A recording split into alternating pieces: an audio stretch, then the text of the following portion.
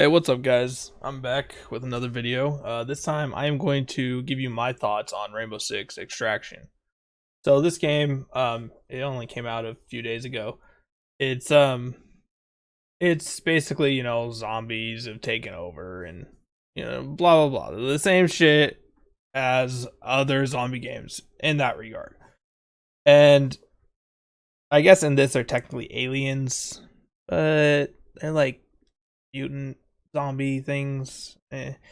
Anyways, the game is actually very fun. So if we were to look at like a map, we have these things called studies. They're objectives you can get, and they're just little stupid things like ping different supply cases or deploy barricades or reinforcements, ping an unalerted grunt, get kills with their primary. Stuff like that. Nothing too hard in the beginning, but eventually they get harder as you go on. Now, a pretty cool thing is actually the operators. So the operators, they have the same abilities that they do in Siege, but some of them have a twist to them. Like, say, Vigil, he has the Disruptor, where he can't be seen by cameras, in Siege. But in this, the enemies can't see him for however long it's up. If he shoots, it's deactivated. If he starts sprinting, it's deactivated. But basically, it makes it so he can stealthily take down an enemy, which is really useful a lot of the time. He is actually one of my favorite operators in this. He's kind of OP, and he may get nerfed. Hopefully not, but he may get nerfed. Alibi's clones, basically, the enemies will just beat the hell out of them, and like until they're gone. There's things that can explode them, but for the most part, they're like a melee enemy. They'll just keep beating them. So it's like a good distraction. Jaeger, his turret has changed. It doesn't just get rid of projectiles, it will also shoot at the enemies. So it's like a little turret that has, in my case, he's only level 9, so it only has 5 rounds. At level 10, let's take a look. At level 10, it'll have 8 rounds. So as you can see, there's just some of them do different things to make them useful. Now, another thing that I think is really cool is the weapons that they get. So looking at Ela, she has her Scorpion, she has her shotgun, and then she also has the LMG-E, which is Zafia's LMG. This thing's amazing, and I don't think I would want to use anything else, but I don't know. The M762 is pretty good. She also gets that. It's kind of cool to be able to use these different guns on operators that I've used a million times in Siege with just, these two guns or something like that, because it's almost a new form of gameplay for them with just a different gun, which is crazy to think because it's not that big of a deal, but it actually adds a lot of fun to the operator. So like normally in Siege, I don't really use Ela because I don't like her gun. So in Extraction, I use her more because I do like the LMGE and I do like the M762. So once I unlock that, I'll probably use that a bit too. But I'll probably never use the Scorpion or the FO12 again. So it's just different gameplay. It makes it to where different operators are more fun to play. There is also this fact of you unlock like I think it's from IQ all the way to Nomad. You unlock them by getting progression. Right now I'm only at milestone 16, but it goes all the way up to 30.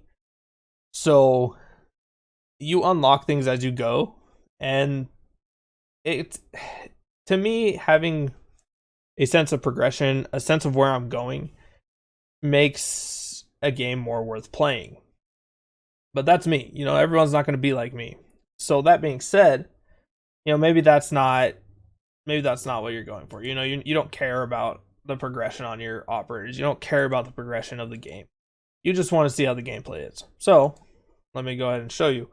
So you can quick play. You'll find a team that'll match with you. So it's three players max, and you'll find people, and that's just quick play. You'll go to whatever difficulty it's supposed to be on. So in this case, it would be severe, or you can deploy with a squad of 2 or solo. It is dynamic to whatever your squad is, and they do scale it based on your squad size. So the difficulty, while it may be severe, it's going to be easier for solo than it would be with 3 people, but that's just because there's only one person, so they have to scale it down. Like, you're not going to have 3 people's worth of enemies if it's just you. They don't want to make it to where solo feels like a chore. So let me go ahead and show you. I'll go here. We'll just go ahead and go on cautious for now. That's it's not really hard, but it gives a little bit more XP. This is what I've been farming on. Severe gets pretty crazy, and I don't really want to lose an operator right now. That is another thing that's kind of cool. So actually, you can see real quick.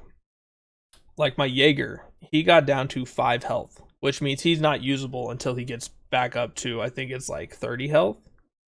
Maybe more.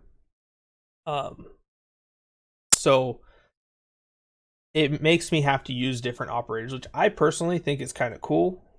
And say like your operator died, you died. Now you have an operator that is MIA, so now you have to go rescue it from the mission that it died in.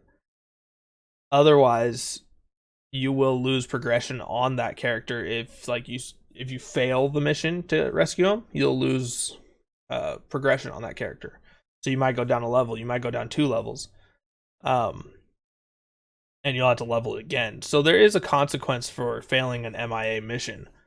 So sometimes it might be better just to go on the easiest difficulty just to get them out of there, but not always. So in this case, level 10. At level 10, that doesn't happen anymore.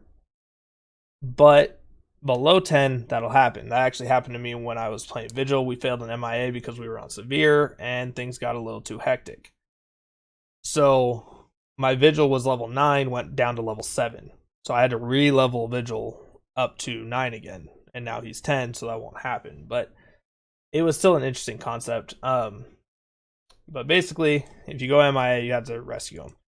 Nothing too crazy, but it's pretty fun. I think that adds a element to the game that a lot of games like this don't have. Sometimes it just feels like maybe they're missing that. You also have different objectives.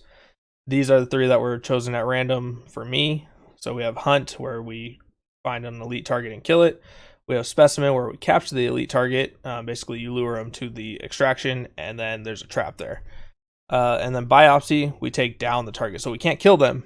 We have to stab them with our knife and then like extract like some serum thing. I don't know, something like that. We'll go ahead and take Ella. Oh shoot, I should have taken the revives. There are also gadgets that you get as you progress. So as you progress through the milestones, you'll get different grenades, you'll get like body armor or a self-revive kit, stuff like that. And I think that's really cool, because for me, I'm very goal orientated. So if there's a goal that I have in mind, I'm more likely to play the game. If I've done like everything that I want to do, I'm going to kind of get bored and want to go to a different game until something new comes. And I think a lot of people are like that.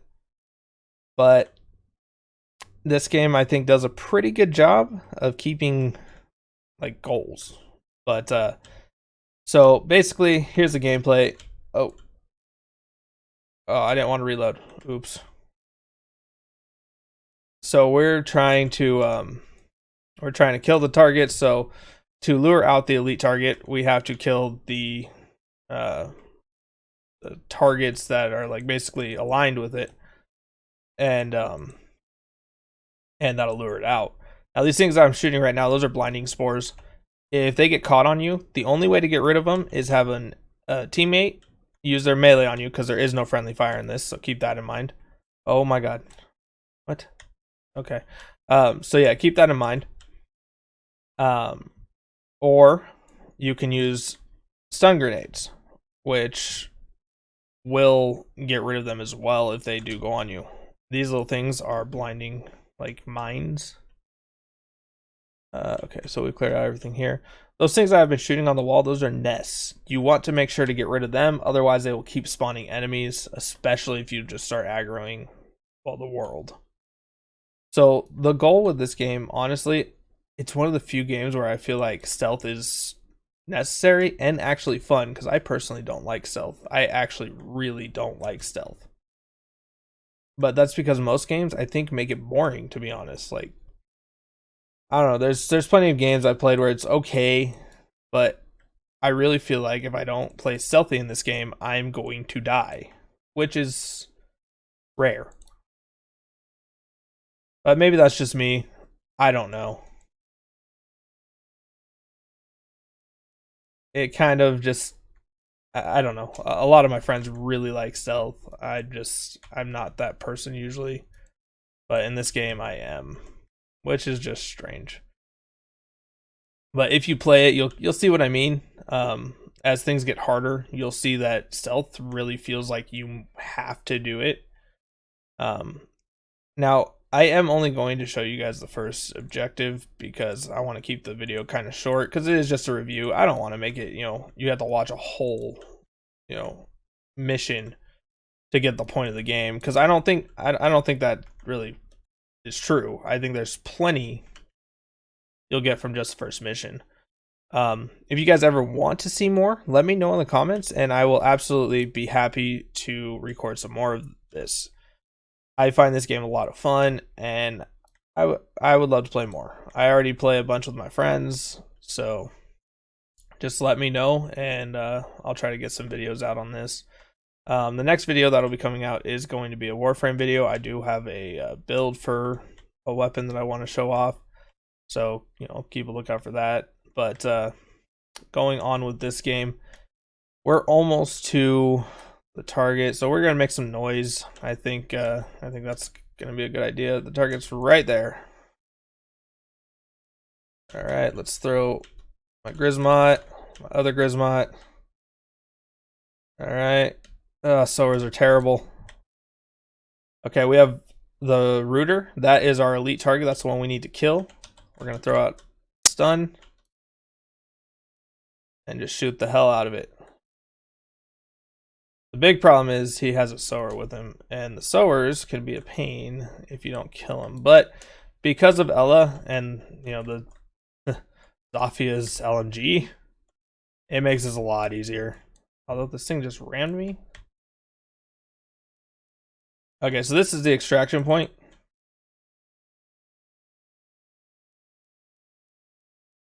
So we could choose to extract right here.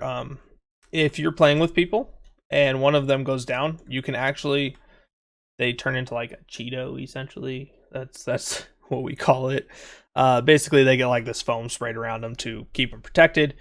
Your teammate can then pick you up, or you can pick them up, whoever died, depending on that, and bring them over here, and then they can bring them here, so that way they still get extracted instead of going MIA. And then you would just request extraction there, or you could go to the door over here and move on to the next objective. But what we're going to do, we're going to go ahead and extract, because I think this video is already long enough. Again, like I said, if you guys want to see more Rainbow Six Extraction, let me know. Like I said, I would like to do more if that's what you guys want. Otherwise, I'll probably just keep to my Warframe as much as possible, I guess. But yeah, the game's fun. It's honestly, it's really fun with friends, especially. So if you have some friends who are interested in it, maybe talk to them, see if they want to play it, and you can have a squad going. I have a few different friends who play on and off, and then I have one that I consistently play with. But actually, I'm glad this happened. So Ela leveled up, so I actually unlocked the M762, and I'm really close to leveling up my milestone. And then as you get XP, you'll gain HP for the operators that are out, like Jaeger. so that you can use them again. So that's how you start to get them back. It's like the more missions you do, the more likely you are to be able to use them. But I would definitely say this game is worth a shot. If you're interested in these types of games, definitely give it a go. If you're not, I understand. They're not for everyone. I absolutely understand.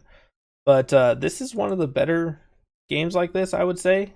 And I think they're going to do a lot with it in the future. At least I hope. So I definitely suggest trying it. But of course, in the end, it's up to you. It is a $40 game, and if you want the deluxe, it's a $50 game.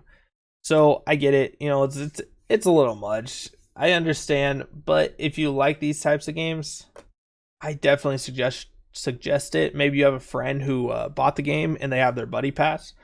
That way you could play with them at least and give it a shot before you buy it. So keep that in mind. I think you guys will really enjoy it. But with that being said, that's my thoughts on the game, guys. Hopefully if you do try it out, you'll like it. If you're ever looking for someone to play the game with, let me know. I am not very good at the game. I kind of suck, but that's okay. We're just here to have fun. It's a video game. I'm not taking it overly serious, but I'm having fun with it. Hopefully you guys do too. Let me know if you do want to get in a game or two, and I will try to play some games with you. But let me know what you guys think of the game if you do try it. And if you like this video, hit that like button. If you want to see more content like this, hit that subscribe button. And as always, thank you guys for watching. I'll see you next time.